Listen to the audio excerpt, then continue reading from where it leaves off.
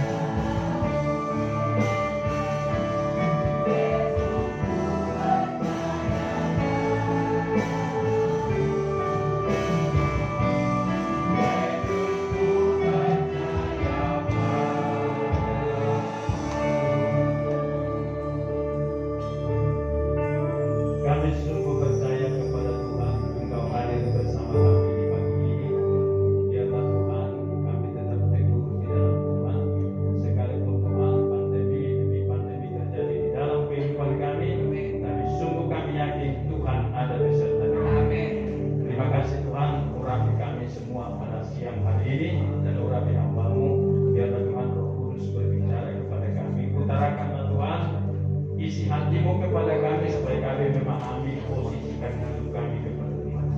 Terima kasih Tuhan Yesus. Apalah hamba-Mu Tuhan, biarlah memancar hati dan bibir hamba-Mu, kuasa Tuhan mengalir lewat ibadah ini kepada kami semua. Kami percaya dalam nama Tuhan Yesus Kristus berfirman Tuhan, kami mau mendengarkan firman. Haleluya. Amin.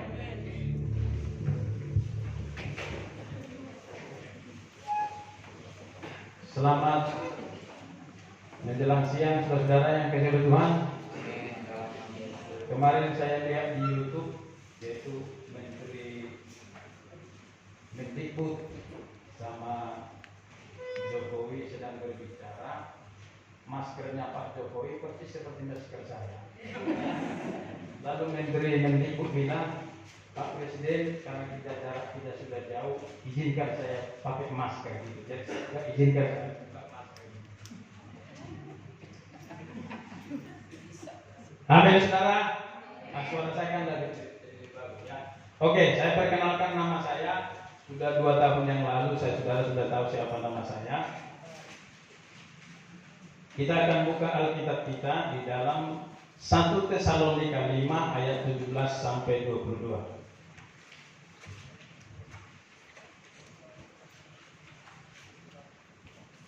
Saya akan bacakan, Bapak Ibu bisa mengikuti di Alkitab masing-masing. Tetaplah berdoa, mengucap syukurlah dalam segala hal, sebab itulah yang dikehendaki Allah di dalam Kristus Yesus bagi kamu. Janganlah padamkan roh, dan janganlah anggap rendah nubuat-nubuat. Ujilah segala sesuatu dan peganglah yang baik. Jauhkanlah dirimu dari segala jenis kejahatan. Saudara-saudara yang dikasihi oleh Tuhan, saya kasih judul pada pagi hari ini adalah doa mengubah hati, atau doa mengubah karakter kita. Di dalam doa itu sangat berperanan dalam kehidupan kita. Doa ini saudara, kalau kita berikan pengertiannya adalah satu alat komunikasi kita kepada Tuhan, atau doa itu merupakan satu jembatan kita bisa berhubungan dengan Tuhan. Itulah doa itu. Jadi kekuatan doa itu saudara bisa mengubah seluruh kehidupan kita. Itu sebabnya rajin-rajinlah kita memanjatkan sebuah doa yang tak pernah putus kepada Tuhan. Doa itu. Jadi kalau saudara berdoa mungkin meminta sesuatu, apa yang kita minta kepada Tuhan. Begitu banyak pergumulan-pergumulan kehidupan kita. Lagi dalam situasi zaman sekarang ini ya, pandemi sekarang itu, kalau bisa doa kita itu tok gitu. Sekali berdoa langsung didengar, sekali berdoa langsung didengar. Tetapi saya percaya saudaraku, tetaplah kita berdoa. Jadi yang akan kita bahas pada siang hari ini adalah ada 2 hal yang penting kita pelajari di dalam doa itu kepada Tuhan. Yang pertama adalah doa kita di sini kurang bisa dibaca ya. Doa adalah sebagai alat komunikasi kepada Allah dan sebagai alat permohonan kita kepada Allah. Doa juga sebagai urat nadi kehidupan rohani kita dalam perjalanan hidup ini. Itulah doa. Jadi ada 2 hal yang akan kita pelajari. Yang pertama adalah di situ dikatakan, mari kita berdoa dan minta kepada Tuhan supaya semua kita yang hadir pada pagi hari ini memiliki hati yang baru di dalam Kristus. Bisa di poin yang kedua?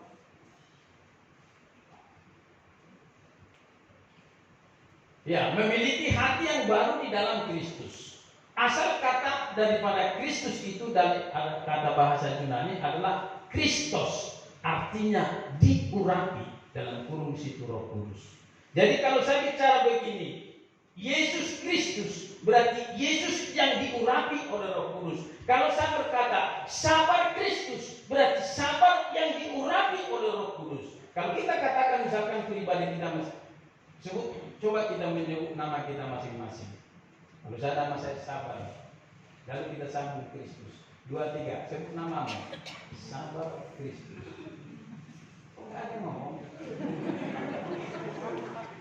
Halo? Siapa? Tobi Kristus. Jadi Tobi itu Kristus, Artinya topik yang diurapi oleh Roh Kudus. Diurapi itu apa sih? Kalau di dalam teknik-teknik berkhotbah, saudara-saudara, marketing di dalam hal menyampaikan satu gagasan itu sekarang diramu dengan khotbah-khotbah sekarang didalam dengan ilmu marketing. Oh, kelihatan, sistematis, keren, urapan Tuhan hebat, gampang dimengerti. Apakah itu urapan? Belum tentu. Kalau demikian, apakah arti urapan itu? Urapan itu artinya dikenal oleh Allah. Diurapi berarti diperkenankan, disertai, bahkan selalu didampingi oleh Tuhan. Itu namanya diurapi. Jadi kalau kita sabar Kristus, sabar yang diurapi oleh Roh Kudus, berarti hati kita itu menjadi hati yang selalu disertai oleh Tuhan. Itulah dikatakan urapan Roh Kudus itu. Jadi saudara-saudara di sini dikatakan memiliki hati yang baru di dalam Kristus. Mari kita mulai meminta kepada Tuhan. Tuhan, berikanlah kepada saya hati yang baru di dalam Kristus. Hati yang baru yang selalu diurapi oleh Roh Kudus. Ketika kita di mana, ketika kita kemana, selalu urapan Roh Kudus itu berlaku terus sepanjang jalan kehidupan kita. Itulah yang kita miliki kepada Tuhan, kita minta kepada Tuhan. Ikuti saya berdoa. Bapak di surga, belum makan ya. Saya pikir belum makan. Yang keras itu. Bapak di surga, dalam nama Tuhan Yesus Kristus, pagi hari ini Tuhan, saya meminta, berikan kepadaku hati yang baru di dalam Kristus. Terima kasih Tuhan Yesus. Saat ini hatiku menjadi hati yang baru, yang diurapi oleh Roh Kudus. Dalam nama Yesus. Haleluya. Amin. Begitu. Kalau saudara datang di gereja saya, kalau bisa tanggal 13, saya teropong kemarin kayaknya sini 13 hari ini kan nggak ibadah ya Pak ya. Saya baca di Kompas itu masalahnya. Jadi nanti gembala saudara ibadah di tempat saya. Saudara sekali datang ke rumah saya traktir makan gratis. Apalagi pisang kepok saya kemarin segini panjang itu. Kalau di orang, nanti sekali datang sana, lain ini datang gitu sama Pak Gembala sana. Nanti sudah di sini nenek-nenek di sana beribadah terus, anak sekolah minggu bayi-bayi beribadah terus. Karena kita puji-pujian 1 jam puji-pujian saya. Saya puji-pujiannya hanya 2 lagi ya Bu ya. Lain kali 5 lagi Bu. Jangan takut si corona itu sudah kita usir sana itu. Tetap semangat untuk memuji Tuhan. Oke, saudara, berarti kita sudah minta, berarti diberikan oleh Tuhan. Suatu saat begini saudara, bulan Oktober 2 tahun yang lalu saya pergi ke mau mengikuti wisuda anak saya. Lalu di mobil waktu saya di tol masuk tol Simatupang, saya berdoa kepada Tuhan begini, Tuhan nanti kalau pas perpisahan mahasiswa, coba Tuhan nanti saya disuruh pembawa acara itu, saya mewakili orang tua mahasiswa, saya akan ngomong bla bla bla bla bla bla gitu. Istri saya pun saya tidak tahu bahwa saya berdoa seperti itu. Lalu saya terus melaju sampai ke Salatiga. Sampai di Salatiga besoknya benas perpisahan mahasiswa Fakultas Hukum. Nanti kata sambutan mewakili orang tua murid, kita cari dulu kata. Lalu saya dikepuk saya, Pak siapa nama? Oh, Sabar Nenggolan, saya bilang gitu. Saya buat suara saya menggelegar. Silakan berdiri gitu. Waktu saya berdiri saudaraku, dosen-dosen masih buang-buang muka gitu. Saya teriak, saudara-saudara yang dikasihi oleh Tuhan. Lalu semua dosennya itu kenapa begitu? Oh siapa yang bicara? Lalu mereka mengarah kepada yang saya ingin sebutkan adalah ketika kita berdoa di dalam hati pun tidak ada orang yang tahu apa yang kita minta, tetapi doa itu Tuhan langsung tembus ke surga. Kenapa dia tembus? Karena kita diurapi oleh Roh Kudus. Katakan amin. Pada saat pagi hari ini, ketika saudara minta kepada Tuhan, Tuhan berikanlah kepada saya hati yang baru, yang selalu diurapi oleh Roh Kudus, yang selalu diperbaharui oleh Roh Kudus, yang selalu dipimpin oleh Roh Kudus, dan yang menjadi dibentuk oleh Roh Kudus dalam kehidupan kita. Perhatikan, urapan itu begitu luar biasa di dalam kehidupan kita ini. Saya kemarin saudaraku, saya berbicara urapan, semua jemaat jatuh. Saudara, saya makan PT dari rumah banyak. Saudara, wah, obat yang bagus. Saya pikir urapan Roh Kudus, ternyata urapan PT. Ada juga jemaat ibu itu malah bertobatlah, kerajaan Allah sudah dekat. Ini gara-gara PT itu, saudara. Makanya tadi pagi saya dikasih sudah makan PT aja, kalau bisa sana nanti ada urap. Nah, bisa aja. Ya, oke, saudara yang dikasih oleh Tuhan, kita tidak perlu baca, tapi saudara harus ingat bahwa ketika Raja Daud diurapi oleh Samuel, dalam 1 Samuel 16 ayat 13 dikatakan begini. Lalu Samuel mengambil tabung yang berisi minyak itu, lalu Samuel mengurapi Raja Daud di tengah saudara-saudaranya. Sejak hari itu dan seterusnya, Roh Allah berkuasa atas pribadi Daud. Berarti ketika ada urapan itu, Roh Allah itu menjadi berkuasa, artinya menjadi raja tunggal di dalam kehidupan kita. Jadi kalau kita diminta menjadi hati yang baru di dalam Roh Allah itu, berarti hatimu itu bukan milikmu lagi. Roh Kudus yang menguasai hatimu dan hati saya. Amin. Coba Roh Kudus menguasai hatimu gitu. Yang samping kiri atau terlalu jauh ya. Amin, saudara. Jadi Roh Kudus mengurangi seluruh kehidupan kita. Dia akan berubah. Itulah Roh Kudus. Tolong tampilkan di Yohanes pasal yang ke-16, saudara, di situ. Ketika Yesus belum disalibkan, Tuhan Yesus berkata begini kepada murid-muridnya. Adalah lebih berguna bagi kamu kalau aku pergi kepada Bapa. Karena kalau aku tidak pergi kepada Bapa, Roh Penolong itu tidak akan datang kepadamu. Tetapi apabila aku pergi, Ia akan datang kepadamu. Dan ketika Roh Allah itu datang, sini dikatakan.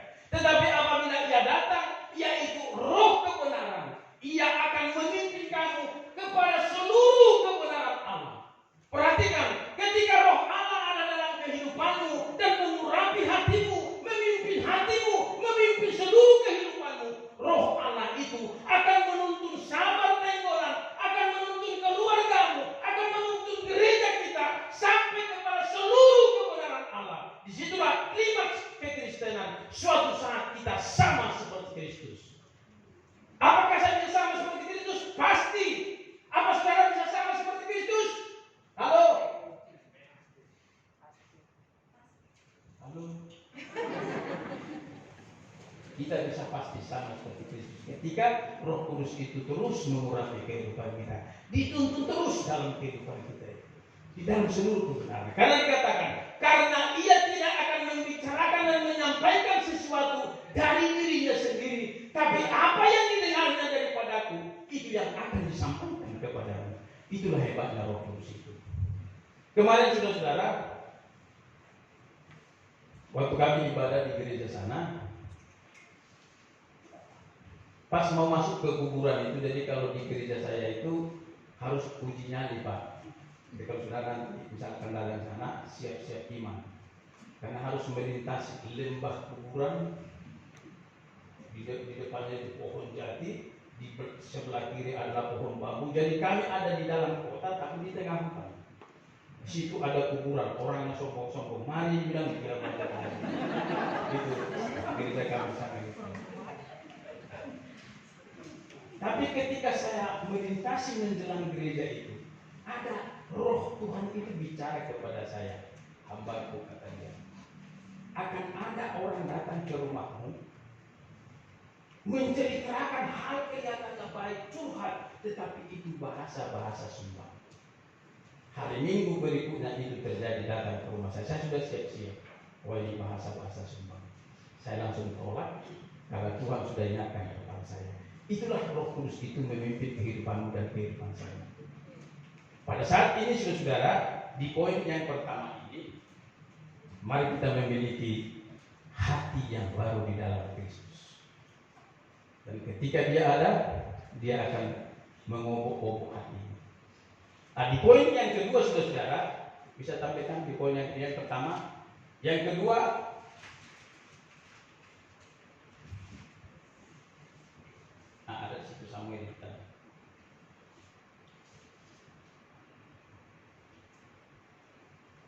Mari setelah kita memiliki hati yang baru itu, terdoronglah dirimu, termotivasilah jiwamu untuk melakukan apa yang saudara minta menjadi hati yang baru. Perubahan di dalam kehidupan kita. Mari kita motivasi kehidupan kita. Kalau kita minta dari hati yang baru itu Tuhan yang memberikan. Di poin yang kedua ini bukan Tuhan yang melakukan. Saudara dan saya yang akan terdorong dan termotivasi untuk melakukan apa yang dikehendaki oleh Roh Kudus dalam kehidupan kita. Di situ ada dikatakan Galatia 5 ayat 22. Tanpa dibaca, dilihat, bisa baca, bisa hafal, saudaraku. Buah roh. Ada yang hafal tanpa dilihat? Kalau di gereja yang saya layani hampir tiap minggu itu saya ingatkan. Setiap minggu, buah roh apa Bu? Kasih, damai sejahtera, sukacita, kemurahan, kesabaran, kesetiaan, kelemah lembutan, penguasaan diri. Tidak ada hukum yang bisa menyentuh hati. Berarti kalau kita menjadi orang yang lemah lembut, orang tidak akan bisa marah kepada kita, kecuali di Medan. Ada di Medan orang Jawa ketemu dengan orang Batak. Orang Jawa ini, orang Batak itu injak sengaja kaki orang Jawa ini. Orang Jawa itu bilang, "Bang, maaf ya, kaki Bapak ada di atas kaki saya." Oh ya, sorry. Itu kelemah lembutan. Yang saya ingin ada adalah Roh Kudus itu akan menempatkan di hati ibu, di hati bapak, di hati saya, yaitu kasih. Jadi kalau sudah pernah ke Borobudur, itu untuk tukang ukir baju, itu diukir kasih di hati ibu, kasih, sakit itu kasih akan diukir di dalam hati kita semua. Amin, saudara. Kasih pasti lemah lembut. Kasih pasti memaafkan. Kasih pasti murah hati. Kasihmu Tuhan. Jadi kasih itu saudara menjadi orang pribadi yang lemah lembut. Monggo. Nggih. Panjenengan pada ngertos monggo. Nek bojone urung kasih kopi wis. Bu, sampun nonton kopine pun. Jadi bahasa Jawa. Kita menjadi orang yang lemah lembut ketika kasih Allah itu ada di dalam hidup kita. Yang kedua saudara di situ adalah ketika kasih Allah itu dalam kehidupan kita, hatimu itu tidak gampang lagi tersinggung. Hati kita tidak lagi menyimpan sakit hati, iri hati, dengki atau dendam. Semua akan diusir oleh Roh Kudus. Karena kasih itu akan menempatkan yang terutama di dalam hatimu. Engkau dan saya menjadi pribadi-pribadi yang selalu menampilkan kasih. Keluargamu dan keluarga saya menjadi keluarga di tetanggamu, keluarga yang penuh kasih, yang penuh kelemah lembutan, yang penuh kemurahan di tetangga kita. Tetapi ketika kau benci seseorang, saya pastikan di hatimu itu ada iblis. Bukan Roh Kudus di dalam hati kita. Kalau kita masih menyimpan dendam, sedikit-sedikit tersinggung, kayak ulat bulu aja. Tahu ulat bulu? Kalau ulat bulu langsung gatal. Menyinggung perasaan itu ulat bulu itu. Jangan seperti itulah kehidupan kita itu. Tapi mari kita mulai pribadi-pribadi yang penuh kasih. Kita disakiti, terima kasih. Silakan sakiti. Suatu saat ada pendeta di Jakarta, marga nenggolan lagi. Oh, kenapa ini nenggolan? Adiknya perempuan menikah kepada seorang pendeta, tapi pendeta itu belum ada jemaat gitu. Jadi ini orang tidak setuju. Abang ini nggak setuju. Pak, kenapa mungkin ada bahasa yang tidak enak? Saya sakit hati bapak tua, sakit hati. Kenapa kau sakit hati? Saya tidak terima pernyataan daripada calon lain saya itu. Sakit hati saya. Lalu saya bilang, Bung, kau pendeta kan? Kalau ada ada yang menyakiti hatimu 100 kali, siapkan hatimu itu disakiti 200 kali. Kalau hatimu disakiti 1000 kali, siapkan kembali hatimu dilukai untuk 10.000 kali. Artinya unlimited.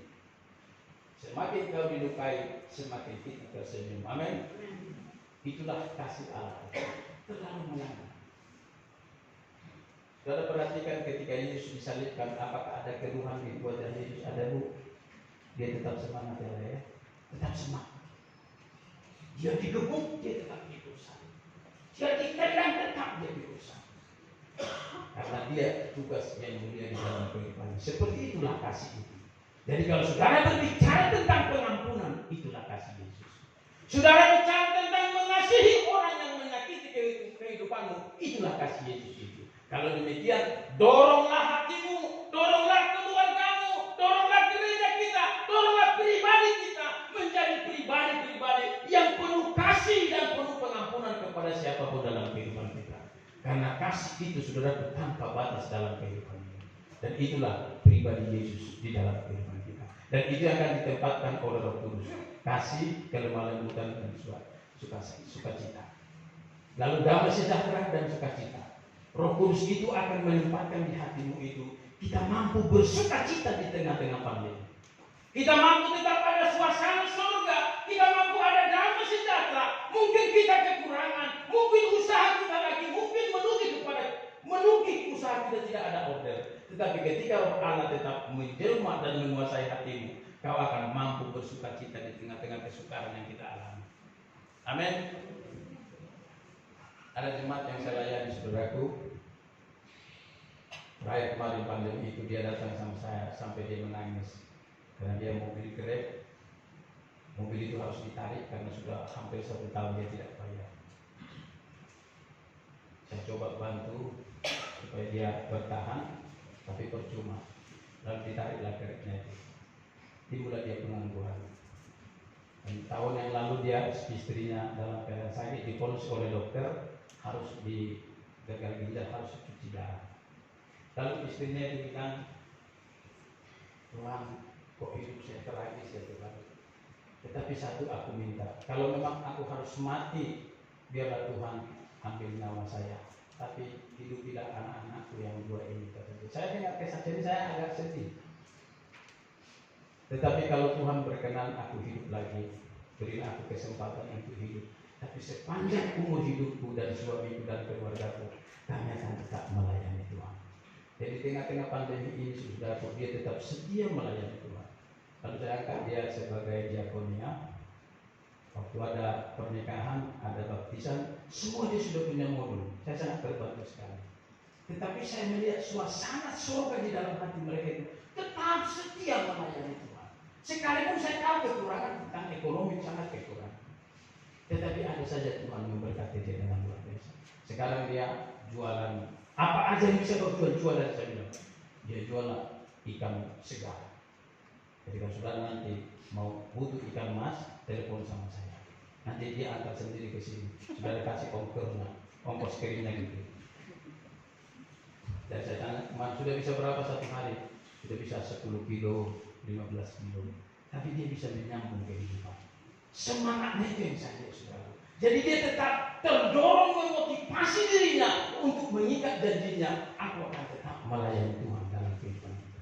Dalam suasana surga, dalam hati hidup kita ini. Itulah yang diberikan oleh Roh Kudus.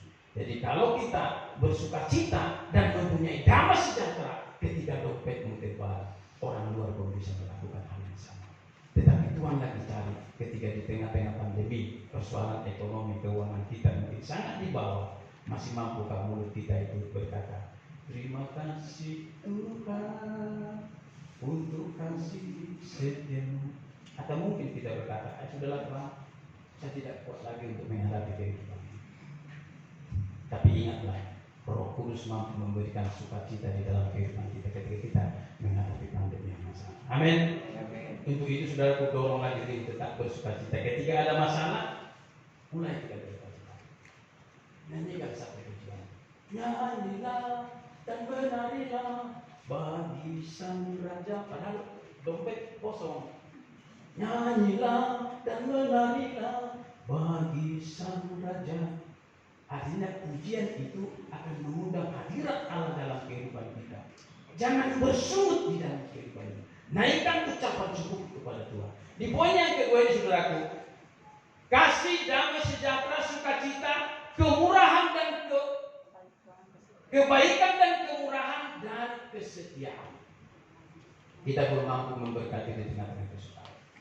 Kemarin saudara, saya bekerja di daerah Balaraja, karena sana agak fanatik sekali, jadi tidak ada warung yang buka. So lapar banget, aduh, mana makan. Sudah saya paksa lah dengan sisa-sisa tenaga sampai di rumah. Saya masuk makan di rumah. Saya sudah bayangkan, istri saya paling nanti ikan sisa kemarin itu ya. Udah terbayang, aduh, nggak seleranya gitu saya gitu. Tapi ya karena harus makan, lalu saya makan.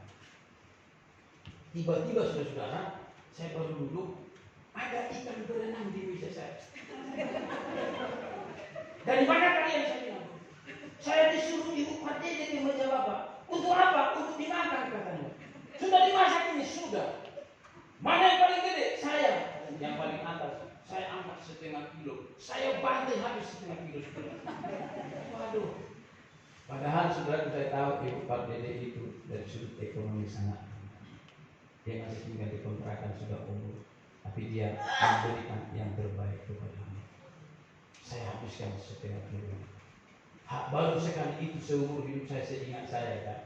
Habis makan pribadi saya, habis makan saya teringat kepada ibu Pak Dede itu, saya berdoa, Tuhan berkatilah ibu Pak Dede di tengah-tengah kesulitan yang diberikan, masih memberikan yang terbaik kepada hamba.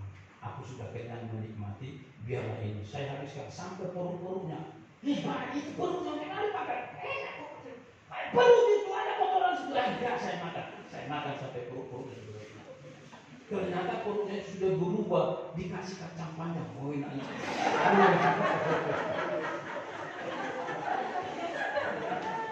Istri saya dia pikir kalau di arsik itu perutnya itu masih ada di situ yang hitam-hitam itu. Ternyata sudah diganti kacang panjang di dalamnya, dikasih bumbunya. Nikmat sekali itu. Nah, jadi besok kalau Bapak Ibu bawa nasi nopur, you know nasi nopur? Buah mana nyarsik, nasi nopur, naniura, pasahan itu naposo di batara.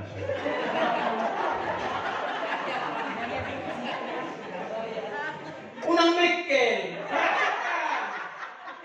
Sama seperti Pak Dede itu.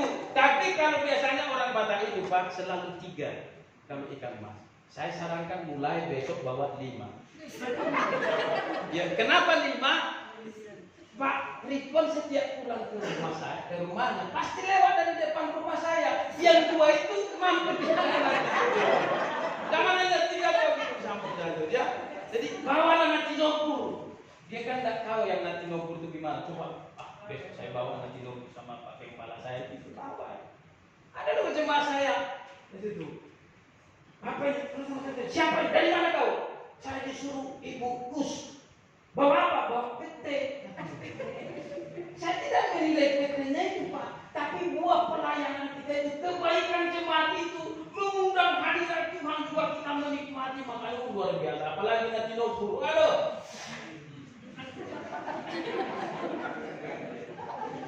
Jadi ibu-ibu bawa nanti nopur. Amin. Halo. Ditunggu Pak Ridwan. Tapi jangan makan sendiri, nanti nopur itu beda. Menikmat sekali sana. Mari kita mulai bermurah hati. Ketika ada tetanggamu kekurangan, perhatikan dia. Itu karena kita orang-orang yang bermurah hati dalam kehidupan. Ya, baru di situ dikatakan ada penguasaan diri. Kadang kita penguasaan diri itu sangat lemah sekali. Termasuk saya. Saya sekali-kali temperamen saya itu sulit saya kendalikan.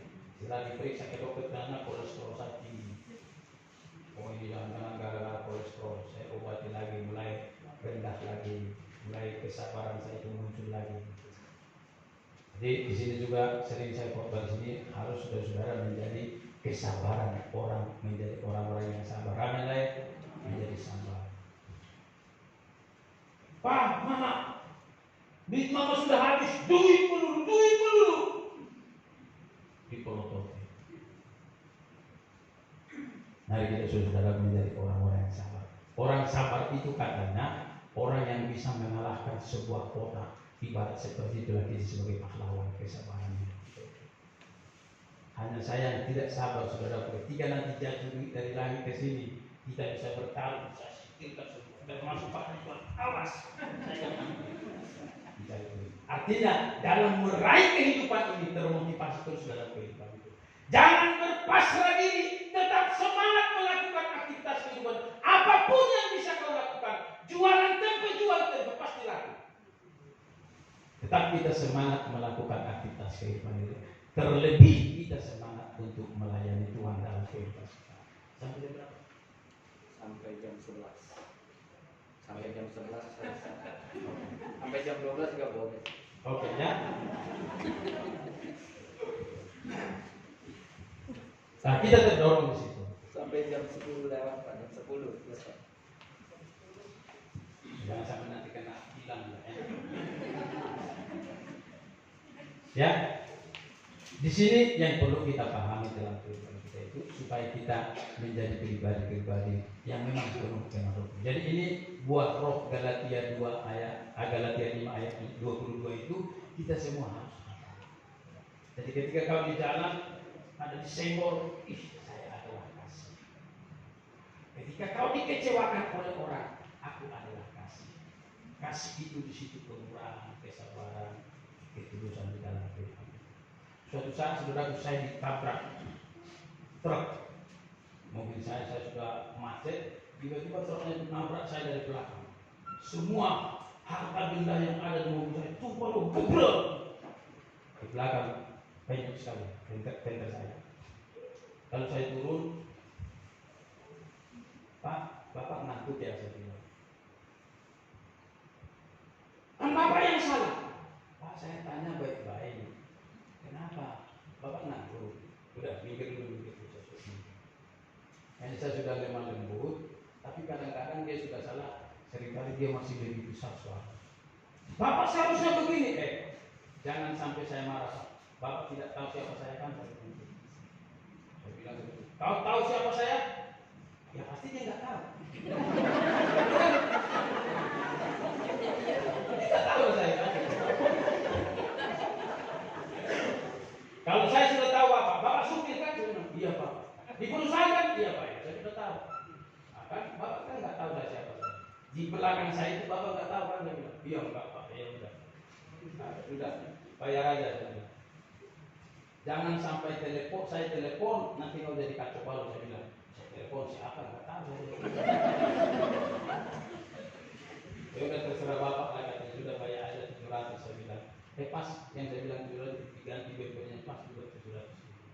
Artinya saya tetap lemah lembut. Kalau kita sudah lemah lembut, dia tetap naik darah tinggi. Saya naikkan tensi saya. Bukan tinggi saya tidak seperti itu.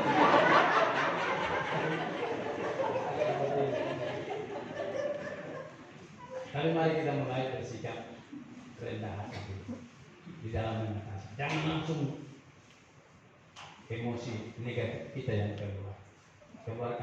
Belajarlah mengeluarkan emosi positif dalam kehidupan. Jadi kita mendengarkan sesuatu, olah dulu di pikiran kita. Betul enggak ya? Masa si ini ngomong seperti itu? Enggak mungkin lah. Besok saya tanya, kita tanya dengan klarifikasi. Ternyata orang bisa salah dengar. Dan ini namanya emosi positif kita keluar dalam kehidupan kita. Nah, saudara-saudara yang dikasihi oleh Tuhan, yang pertama sebagai kesimpulan saudaraku, ketika hatimu sudah menjadi hati yang baru, yang selalu diurapi oleh Roh Kudus, dan saudara terdorong melakukan 9 buah roh itu dalam kehidupanmu, menjadi kasih, menjadi bermurah hati, orang yang selalu bersuka cita dalam kehidupan ini, dan menjadi orang-orang yang sabar, dan orang-orang bisa mengendalikan diri kita. Orang seperti itu yang pertama saudara kesimpulannya, pasti rajin kita berdoa, karena Roh Kudus itu akan membawa kita untuk berdoa kepada Tuhan. Di ayat yang di 17 dikatakan, tetaplah berdoa, jangan padamkan roh, di ayat 19. Jadi roh itu selalu kita membara terus di dalam kehidupan kita. Saya 1 bulan yang lalu saya baptis 4 pemudi saudara di gereja kami. Lalu saya tanya ketika dibaptis, Nah, waktu tadi kau ditenggelamkan hari minggunya itu, apa yang kau alami saja? Lalu ada seorang gadis berkata begini, Opung, kata saya dipanggil Opung, karena saya masih umur 35 tahun dipanggil Opung, ada visi juga sih. Opung, waktu saya dibaptis, setelah itu saya di rumah, tadinya saya pendiam sekali, memang dia saya tahu orang gadis ini pendiam. Tapi sekarang jadi cerai, ngomong banyak saya ngobrol sama mama, ngobrol sama papa, ngomong sama tetangga. Wah ini ada hadirat Allah. Dia dirubah oleh Tuhan. Yang satu, Tika, apa yang kau rasakan waktu kau dibaptis? Saya merasakan damai, karena waktu saya sebelum dibaptis berapa kali saya mau bunuh diri, karena mamanya meninggal, papanya menikah lagi, jadi ini anak diterlantarkan. Tapi sekarang saya menyadari bahwa itu saya ternyata sangat berarti kepada Tuhan. Yang satu lagi, waduh, Opung, tadinya saya marah. Kalau saya tendang kepala adik saya bisa saya injak-injak. Luar biasa ini gadis saya. Tapi setelah saya sudah dibaptis, saya bertobat, saya menangis, saya cium adik saya, minta maaf sama adik saya. Luar biasa. Ibadat Yud yang pertama saudaraku, mereka itu maunya tidak mau pisah. Sampai jam 11 malam masih ada di gereja. Lalu saya datang. Ini sudah ngomong sama papa, udah telepon papa, sudah semua sudah oke. Kami beli nasi goreng. Ini 50 juta saya bilang. Lalu mereka beli nasi goreng ke pasar itu. Bareng-bareng. Ini saudara-saudara harus saya rawat api yang sedang menyala di dalam kehidupan anak-anak. Lalu kami kumpulkan, saya kerahkan semua rekan-rekan sekerja sekarang anak-anak muda kami sudah mulai tumbuh, ada 15 orang sekali pemuda. Luar biasa. Ini harus kita pelihara. Jadi jangan sampai padam api Roh Kudus itu, biarlah tetap menyala di dalam kehidupan dan kehidupan saya. Amin. Demikian juga kepada kita sebagai suami istri. Ini sedikit kepada keluarga. Jangan sampai padam kasihmu kepada suamimu. Cukup tadi. Gak malu, udah tua. Sentuh-sentuh lagi. Jangan. Biarlah sentuhan suami itu seperti sentuhan waktu masih pemuda dulu. Suami juga seperti ketika disentuh oleh istri, tetap juga membahas. Nasihat orang tua saya dikatakan begini, papa saya dulu almarhum. Nak sabar, ingat. Umurmu semakin tua, cintamu harus semakin tua. Keren sekali. Ternyata iya. Makanya kalau bapak orang-orang tua kita, suaminya meninggal, itu istrinya kehilangan segala-galanya. Artinya semakin kita umur tua, cinta kita kepada istri, kepada suami kita harus semakin kuat. Amin ibu-ibu. Amin. Sekali untuk dikasih belanja, amin. Amin. Berat. Kita harus tetap semangat dalam kehidupan. Seperti juga kepada anak-anak muda sekarang ini. Mulai bentuklah pribadimu, kau lihat 20 tahun ke depan yang akan datang sana itu. Kalau hatimu tidak dipimpin oleh Roh Kudus, kita tidak akan bisa menikmati kehidupan. Karena kita akan diarahkan oleh dunia ini untuk mengikuti irama-irama dunia. Tetapi ketika roh kita dipimpin oleh Roh Kudus, kita mampu berdoa terus menerus. Yang kedua, kita mampu bersyukur di ayat yang ke-18. Mengucap syukurlah dalam segala hal, sebab itulah yang dikehendaki Allah di dalam Kristus Yesus bagi kamu. Kita mampu bersyukur di tengah-tengah kesulitan dalam kehidupan. Terima kasih Tuhan. Selalu bersyukur kepada Tuhan. Dimanapun kita berada, saudara di pasar sedang belanja, bersyukur terus kepada Tuhan. Di tengah-tengah kesulitan, mulut kita selalu mengucap syukur. Itu yang Tuhan kehendaki dalam kehidupan kita. Yang terakhir saudara di situ, berjaga-jaga di ayat yang terakhir sekali tadi, di ayat yang ke-8. Janganlah ujilah segala sesuatu dan peganglah yang baik. Jauhkanlah dirimu dari segala jenis kejahatan. Artinya kita harus berjaga-jaga dari segala jenis kejahatan yang ada dalam kehidupan kita, yaitu hati kita ya. Periksa hatimu sekarang ini, biarlah terima Roh Allah menguasai kehidupanmu.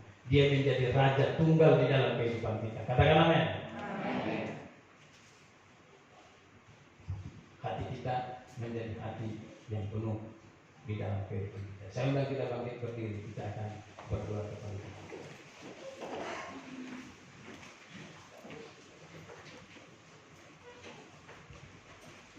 Bisa kamu ubah hati.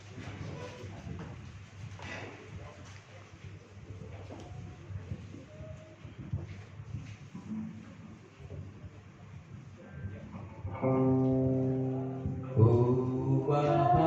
hatiku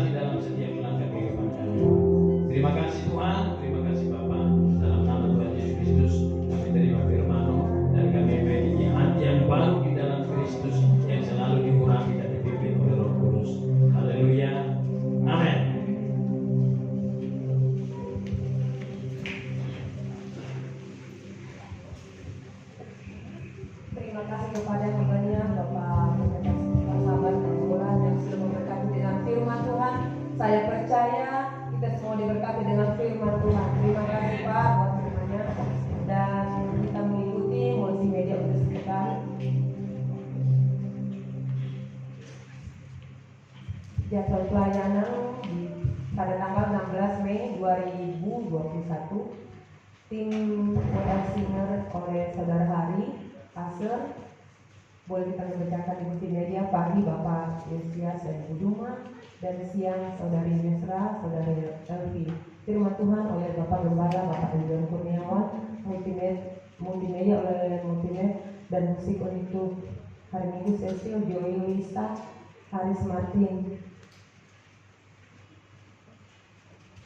Nama-nama yang berulang tahun untuk minggu ini ada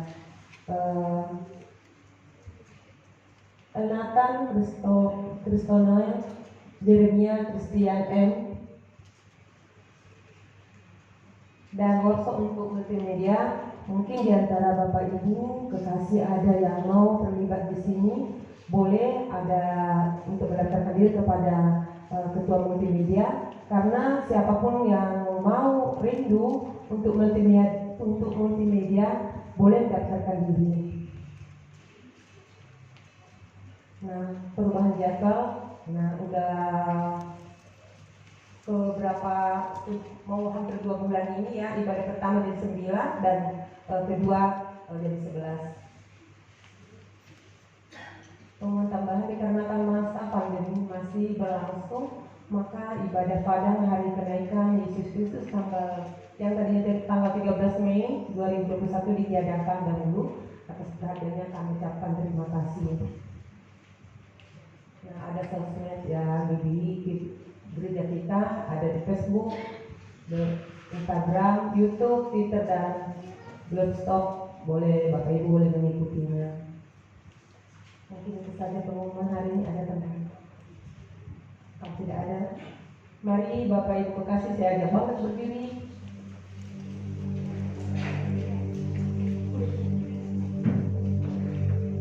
Kita menghadiri ibadah kita besar anugerah.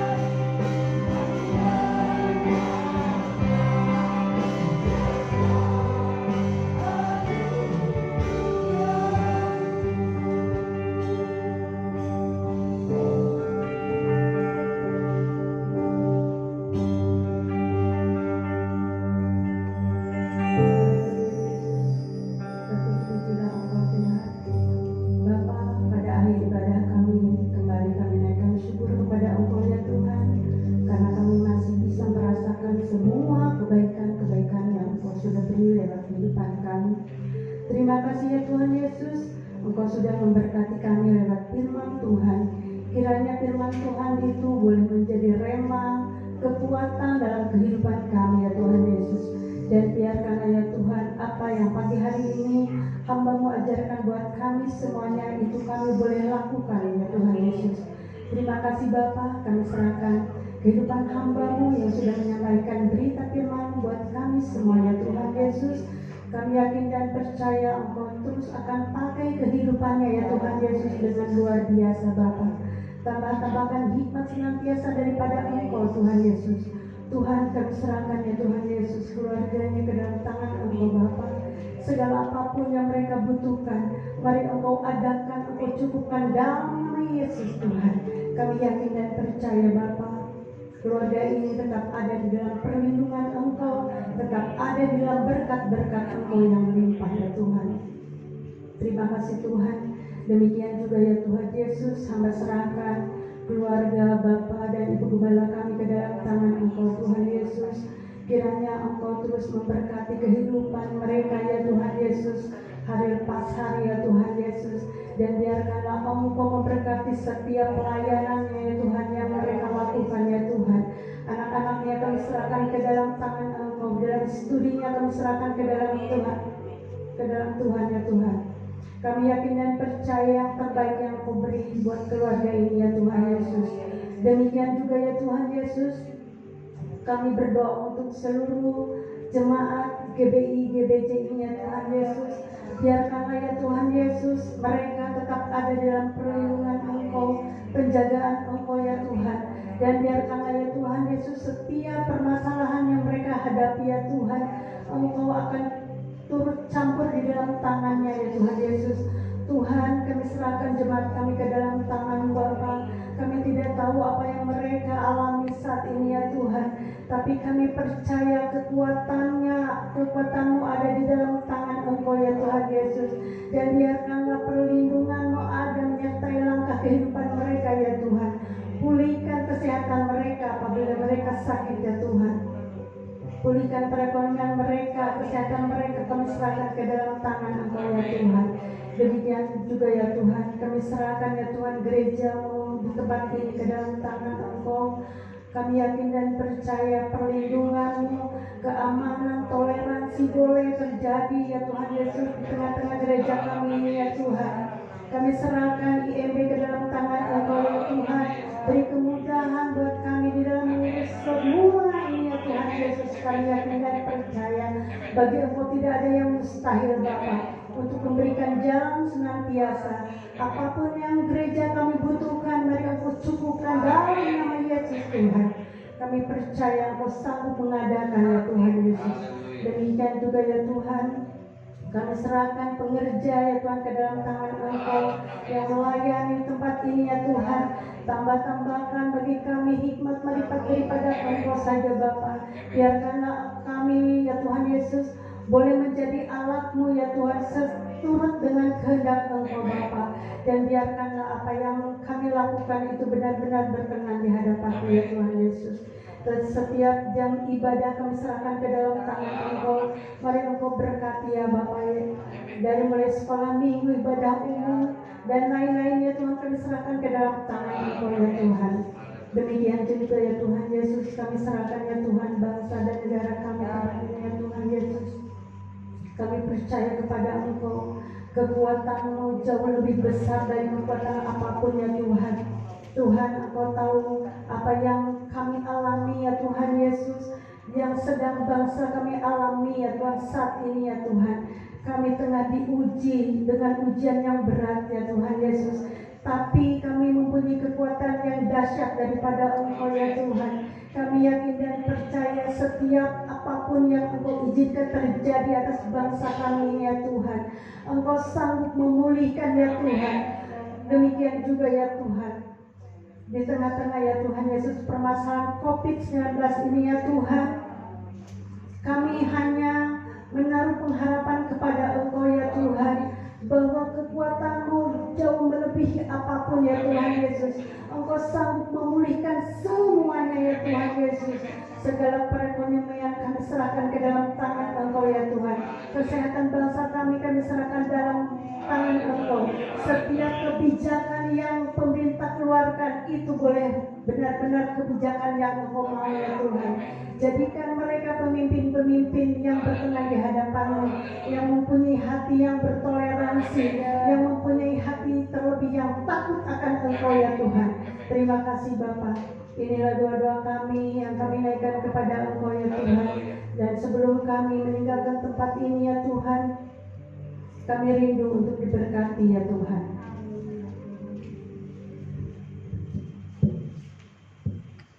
Mari sedang jemaat yang dikasih Tuhan, kita siapkan hati, kita angkat kedua tangan kita untuk menerima berkat Allah Bapa.